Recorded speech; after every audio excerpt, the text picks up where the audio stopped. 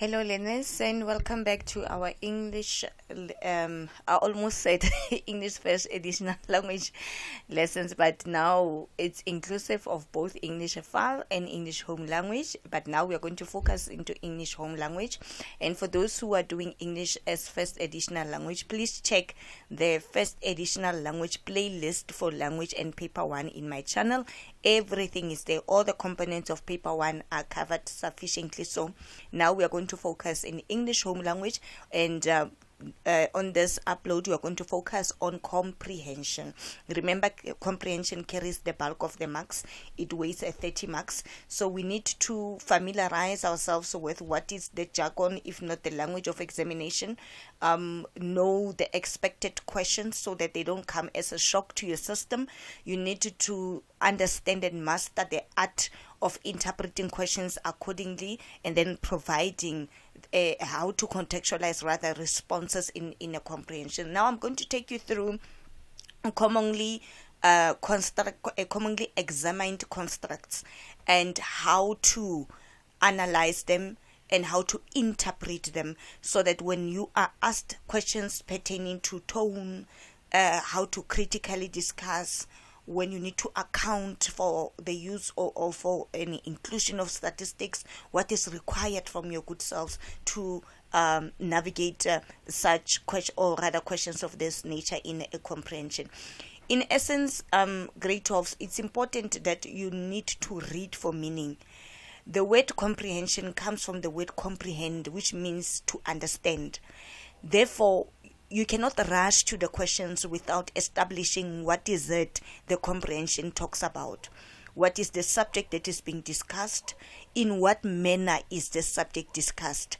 Is it presented in a way that it informs the audience or the reader, or it warns the reader, or it cautions the reader, or it makes the reader aware, or is it in a form of a narrative, or is it in a form of a discursive, or is it in a form of an argumentative, depending how the author of that comprehension presented facts or the opinions that are in the comprehension. So it's, in essence, before you can go to even question interpretation, it's of paramount importance that we hammer the skill of reading for meaning, because without understanding what the comprehension talks about, it will be indeed a futile exercise to even attempt the questions.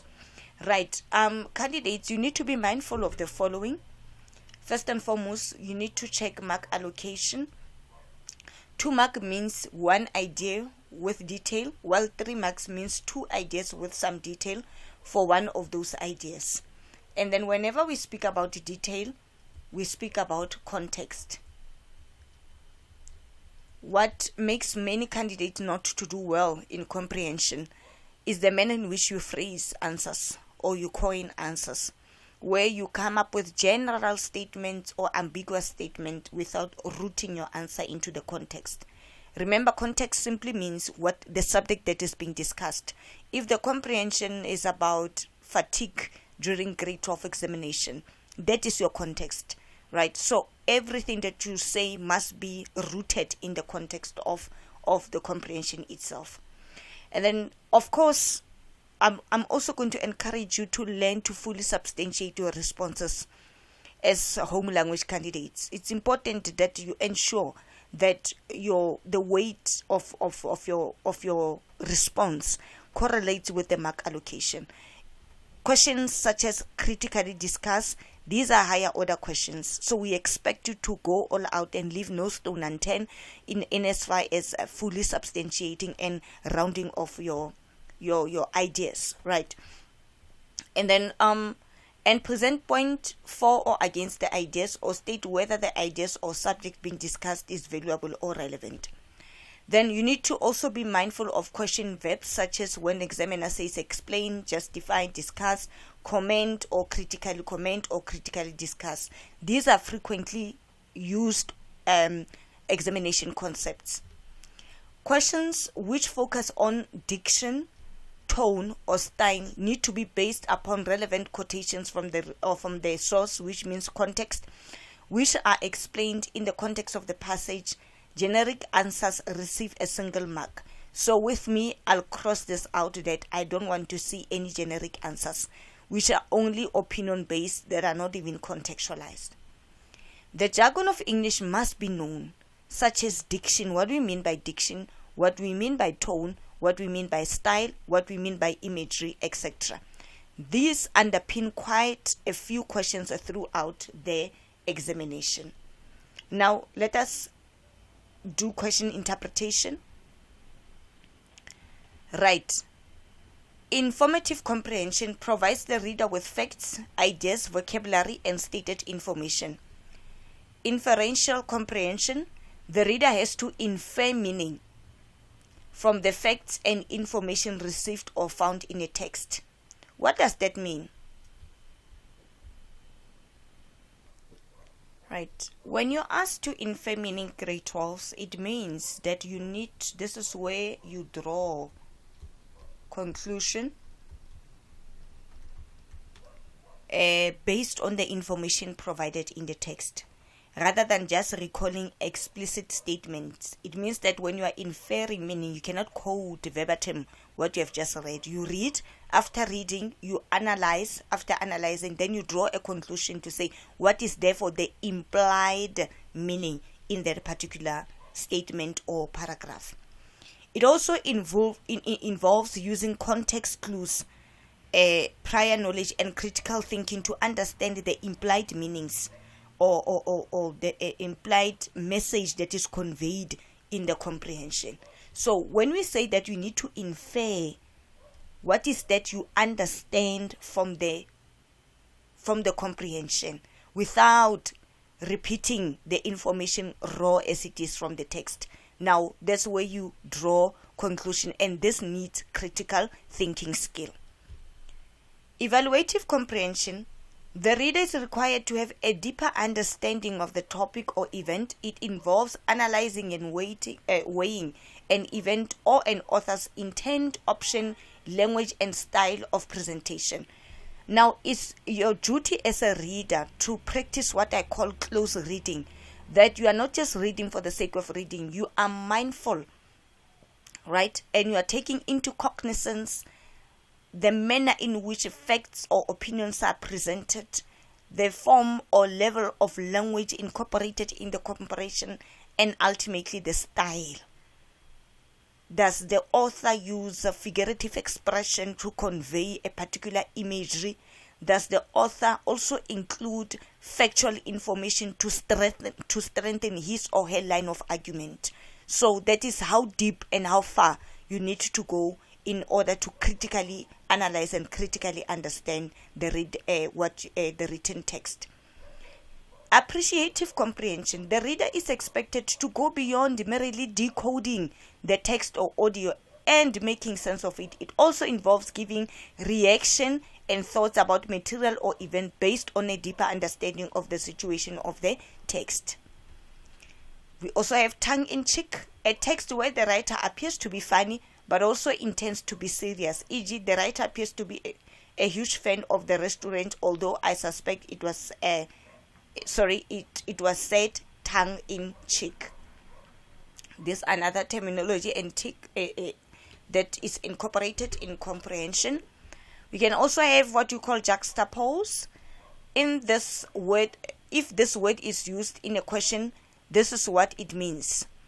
Place together for contrasting effect. When you're comparing two closely together, what is similar and what is different. You say something positive, just after it is something negative of the same phenomenon. Two aspects that are presented together, but in a contradictory manner, then that is juxtapose. Headline of an article. The heading, which is usually in bold or print. And at times in home language, you know that you can have the main title followed by the subtitle, where after the headline or the title, you also have a sentence that further explains or correlates with the title. I normally say that when you read a comprehension, you need to pause a bit at the title before or if not prior reading the comprehension itself. You need to pause at the title to say what is it the title indicates, because a title serves a purpose of providing an idea of what is it the comprehension is going to talk about, right? I'll make an example with the 2023 November final paper. The title said in the comprehension for home language, listening instead of reading is not cheating, right? So from the title it says listening instead of reading is not cheating. Now the nub of the comprehension was centered around audiobooks, where now people slowly are migrating towards listening to an audiobook as compared to traditionally reading a book. Now from the title itself it says listening. Now what comes to my mind is that what is it we are going to listen to, and then why is it the author presented it as it is not cheating. So you need to have a sense of idea of where the comprehension is headed to just by reading the title. So you need to spend at least 2 minutes or 2 to 3 minutes in the title just to paraphrase the title and have a stimulate in what is that the title stimulates in terms of ideas that you expect to read about in a comprehension. So it therefore means, in a nutshell, the title and the subheading gives you an indication of what the comprehension is about. Byline of an article. A line of text accompanying the article could sometimes be in italics. The reader obtains basic information about the story, and that is exactly, it correlates with exactly what I've just explained. Now, examination terminologies. At times, an examiner can say account for. What does that mean? It means you must give a reason for. You explain, and then note, give an account of or describe. Right? So when you are asked to account for something, it means that you're simply going to give us what? A reason. But remember, that reason is not an opinion-based reason. It is deduced from the context. Meaning what? Information from the comprehension itself. When you are asked to discuss, it means you must investigate or examine by argument, debate, and what is important is to give a reason for and against. Examine the implications of the topic. Remember, with the question of discussion, it will be dependent on what is it the examiner wants you to discuss, right? So mostly this is what you call a higher order question, because it requires you to fully explain and fully substantiate. So you have an idea, you back it up with a fact from the text, and you further explain it. I'll take you through the T.L.L method when we discuss when I take you through responding to a comprehension questions. So what also you need to be mindful is this is a higher order question, but it is also dependent. You are not just discussing for the sake of discussing. You must highlight the key concept of the question. What is that the examiner needs you to discuss? And then it's merely investigating or to examine any line of argument or information presented, and you back it up with a reason. Right? And then when you are asked to explain, make plain or clear or give a reason for. So for you to explain, it's when you make something clear, what you have read in the text, you simplify or you clarify it, and then you substantiate it with a reason. Then aside a mark made by the writer with the intention of it being heard. Okay, let me just do this.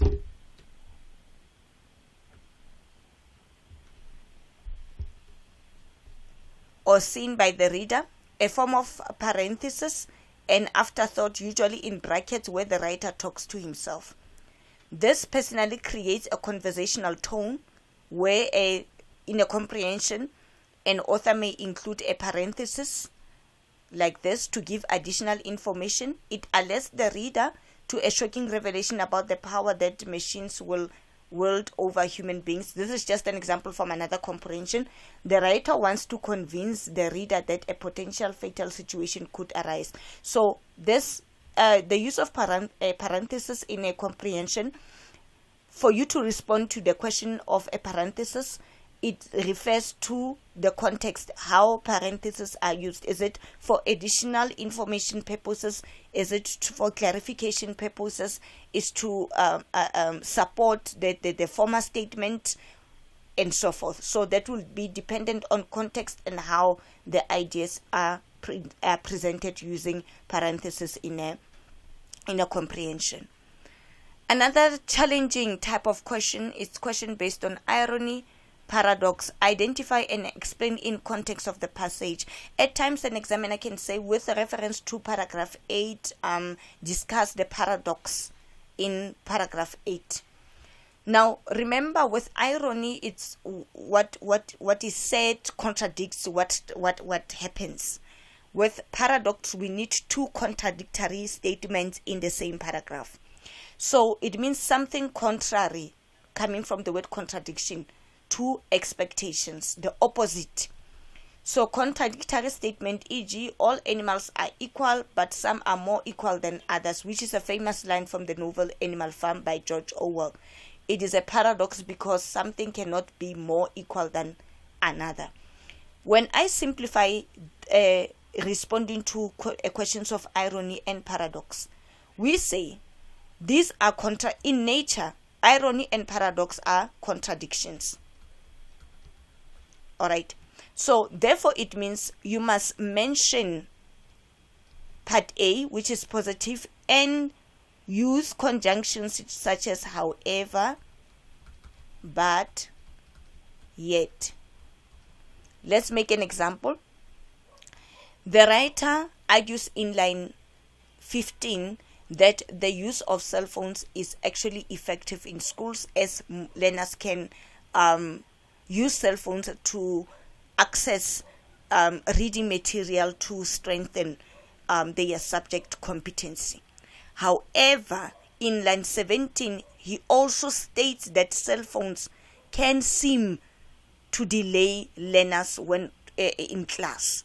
You see, now when you say cell phones delay learners in class, contradicts the former statement. Now that is in a form of what? A paradox. So with a paradox, both sides must be presented. The same with irony. And we want to see that form of contradiction. Hence I say conjunctions such as however, but, or yet will definitely help you to coin your answer in as far as demonstrating or showing how paradox is achieved by the author in that particular paragraph. Then to argue, you put a case. That's when you put a case for or against a view or idea, giving evidence for your claims or reasons for against. Attempt to influence the reader to accept your view. Again, one of the most crucial comprehension concepts. Writer's tone. It refers to the mood implied by an author's word choice and the way that the text can make a reader feel. The tone an author uses in a piece of writing can evoke any number of emotions and perspective, can be negative or positive. Now, tone is dependent on diction. Then diction, it will be the author's choice of words. And to respond to this question, I would further guide you to say, remember we have denotation and connotations. So when you read, check as to whether the words that are presented in a comprehension have either a positive or negative connotation, depending on diction, which is word choice. So from the manner in which the author presents his or her line of argument about a particular subject in a comprehension, As a reader, you can deduce that this person has uses words with negative connotation to describe the use of cell phones in school. So therefore, it means that the author is somehow against the use of cell phones in school. Or you can say the author uses words with positive connotation by mentioning, and remember, for you to justify the tone, anything that you say, you must back it up with evidence from what? From the comprehension itself. Hence we speak about context. So if you say the writer's tone is a positive, or the writer used an appreciative tone, because the writer seemed to embrace the use of or the inclusion of online learning and cell phones in class. Now you have said that the writer uses an appreciative tone. Now provide evidence from the text that supports that.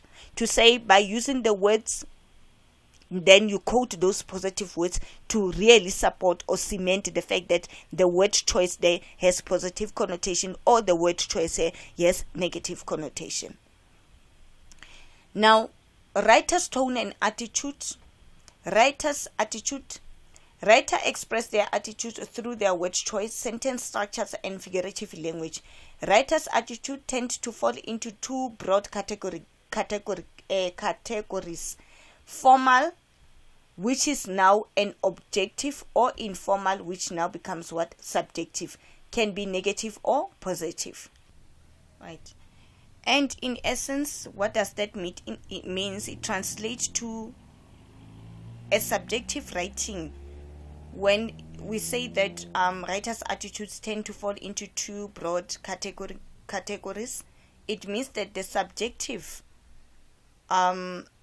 perspective, it will be from personal opinions, feelings, or bias, or something that is emotionally charged with language of descriptive phrases.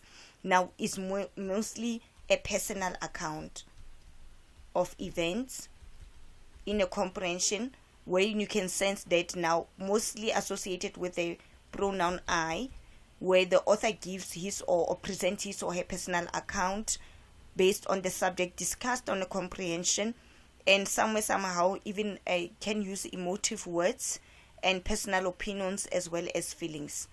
As compared to objective writing, therefore, now it will be the opposite of subjective, where the author would present factual information which with a neutral tone.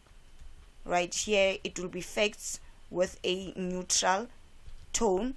Here a tone can be a bit biased because it is informed also by the writer's experience and emotions. Then we say it's a subjective writing. But an objective writing, it's deduced from facts, or rather is driven by facts and factual information, and often used such as in news reporting, academic writing, and technical writing. So that is the difference between the writer's objective and subjectivity. And then still on that, I want to emphasize or rather let us also ensure that we are able to distinguish between the tone and attitude. Bear in mind, tone is the author's emotional stance or feeling conveyed throughout the comprehension, and that is deduced by diction, which is the choice of words. And then now, when it comes to the writer's attitude, it refers to their perspective or feeling or stance. So towards what is being discussed in a comprehension. And all of this is deduced from the choice of words, which is what? Diction. So therefore you need to practice again. I'm reinforcing what we call close reading, so that you read for meaning, checking also the language levels, forms of language that are incorporated or used in a comprehension. Mood. The mood of a passage or piece of writing is the feeling of the reader. The tone and the attitude, that is the duty of the author. But the mood is dependent on you as the reader. How do you feel after reading that written piece? Prevailing mood in paragraph or passage, the general atmosphere or emotional complexion, in short, the array of feelings the work evokes in the reader. Every aspect of a piece of writing can influence its mood, from the setting and the imagery to the author's word choice and tone can be either negative or positive. And remember, grade 12, you must not only be limited to describing tone and diction to negative and positive. There are still more, quite a number, or a plethora of adjectives, relevant adjectives also to describe tone and mood. So it means that you must ensure that your vocabulary is intact. And then you can also be asked, in your view. It means you must provide opinion on the matter at hand in the question based on the comprehension text. Again, I'm going to repeat: context. Avoid general statements. Even if you are asked an opinion-based type of a question, it does not mean you must come up with personal information that is far-fetched from what has been discussed in a comprehension. Everything that you say, contextualize it. So you present your view. Yes, it's your opinion, but you strengthen it again with effect from the comprehension, which means you have managed to do what? To contextualize your response. Now, critically discuss. You must go beyond the text whenever you see critically discuss. Read between the lines. The key word here is critical, which is a level 5 type of a question, a higher order question. Evaluation, you are not merely identifying, but you are making what? An evaluation. This will also, I think this will make sense when we do it practically, to say how to approach and respond to questions pertaining to critically discuss, which is a higher order question.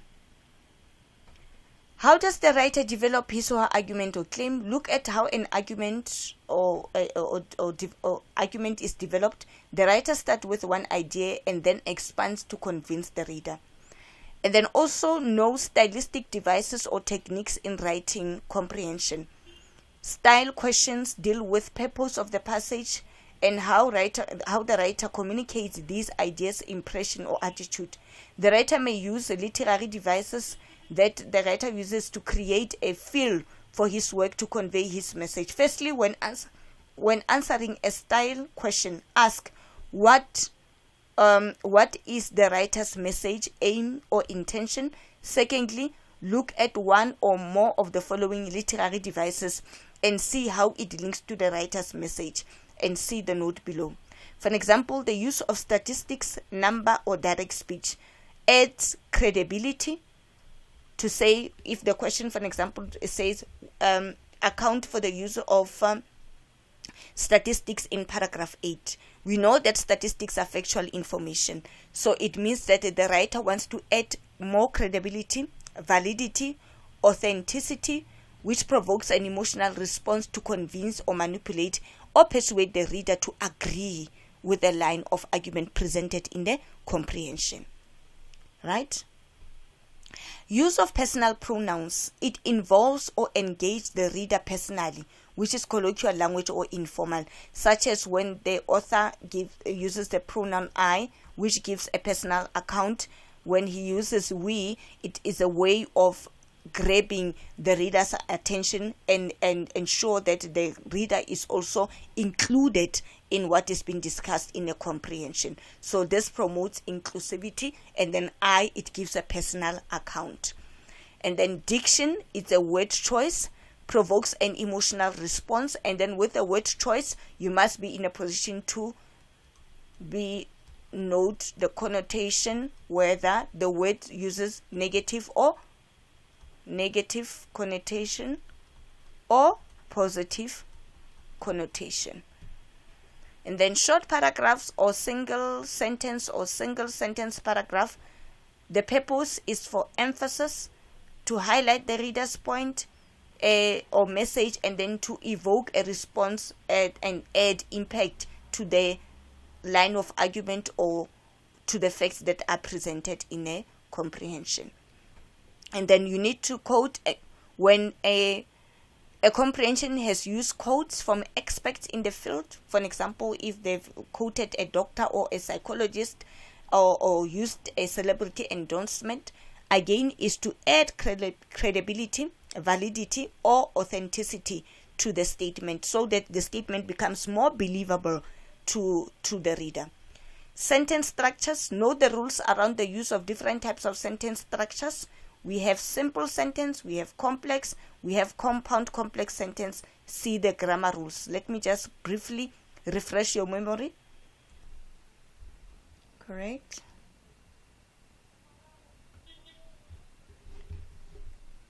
Please don't forget, grade 12s, to revise grammar rules. Remember, with a simple sentence, that's where we have one independent clause, which is subject plus verb, right? For an example, she sings beautifully.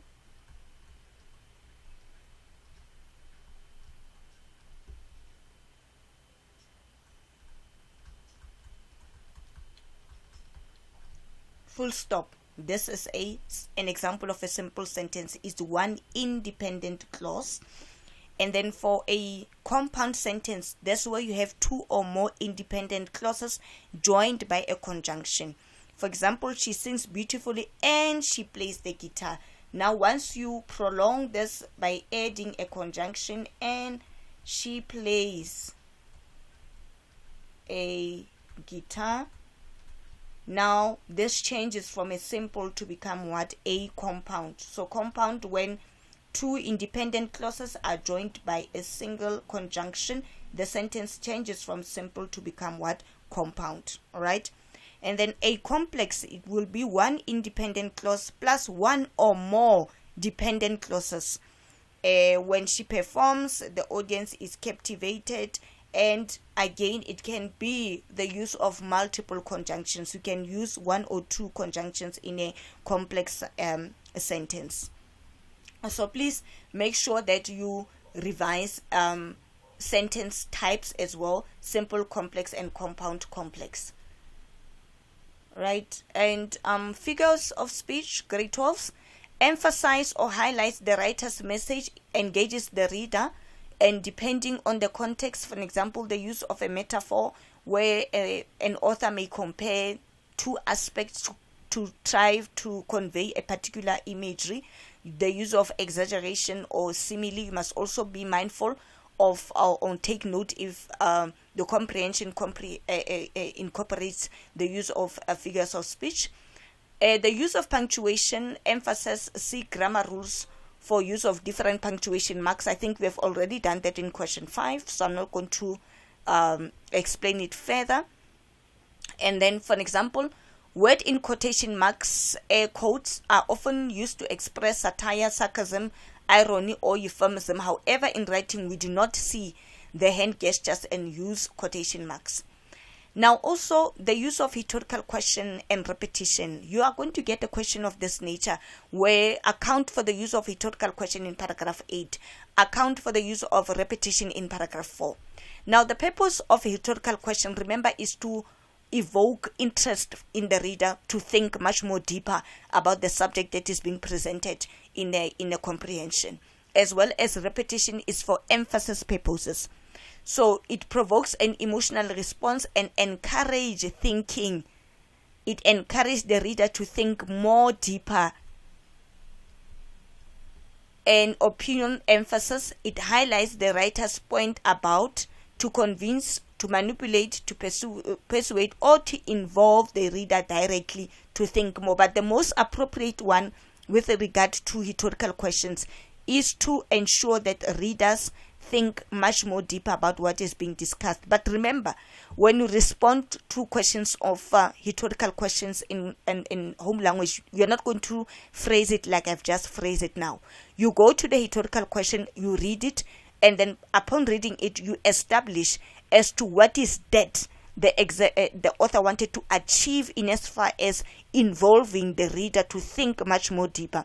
It means that, again, you are going to contextualize, meaning that you are going to name what is it. For example, to say, let's make a cliche example.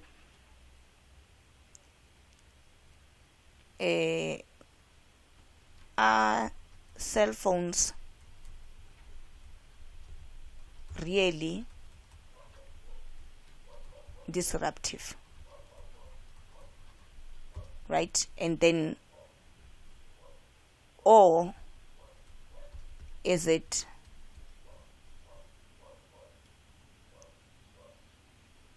the incorrect use of cell phones that causes disruptions in class? Question mark. So let's say in a comprehension you have these two rhetorical questions, and the examiner wants for you to account for the use of this rhetorical question. One, we know that generally is to encourage the reader to think much more deeper. But now you need to contextualize what is it they need to think much more deeper about. You take this, and then remember earlier on we talk about inference, where you infer meaning by drawing conclusions from what you have just read. Are cell phones really disruptive in class?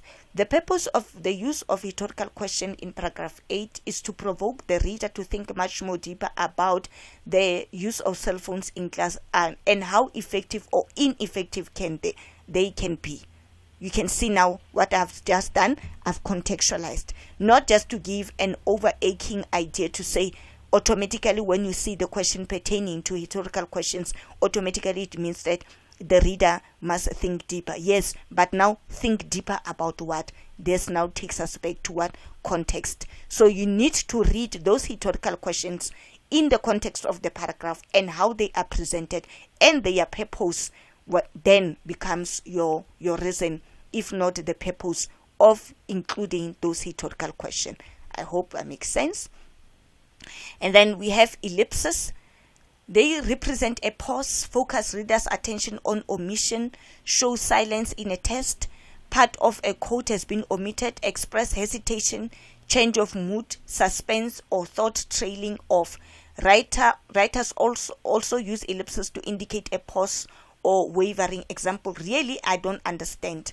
Now, grade 12, the same way that I've said with rhetorical question, it's not automatic that when you see ellipses, automatically it means that the idea is not, or the idea is incomplete, the character is not done talking, the character is not done thinking, and so forth. Again, it depends on the context. How are those ellipses used? Are they used to create a pause?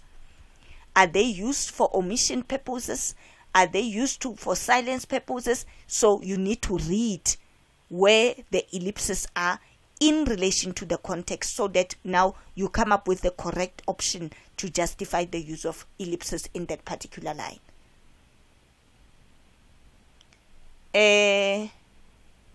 And then, of course, the last question, we are going to have text B. Remember, text B is an extension of text A.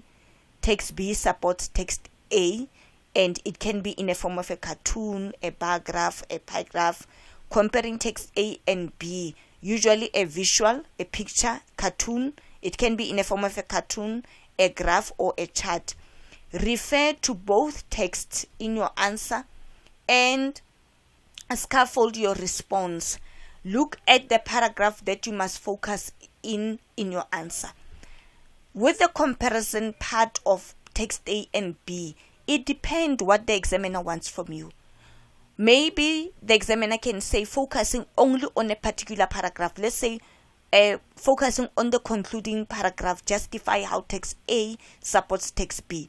Now, because by nature text B is a visual text, it means that you must, in your answer, you must describe the imagery there and what is happening in those imagery, be it interpreting the cartoon, interpreting the graph. Now, that interpretation must now correlate with what? With ideas presented in that concluding paragraph. And this is how you show synergy between text A and text B. Now, in the next segment, we are going to look into the comprehension and do all that I've just explained here practically. I hope this makes sense, and for you to familiarize yourselves with the jargon of, if not the language of examination, and the questions that you must expect. And then now we are going to look into the previous question paper, and then breathe life into the explanations that we have just went through. Thank you once more. I believe that this is going to be much more helpful, and insightful as we prepare for our final examination.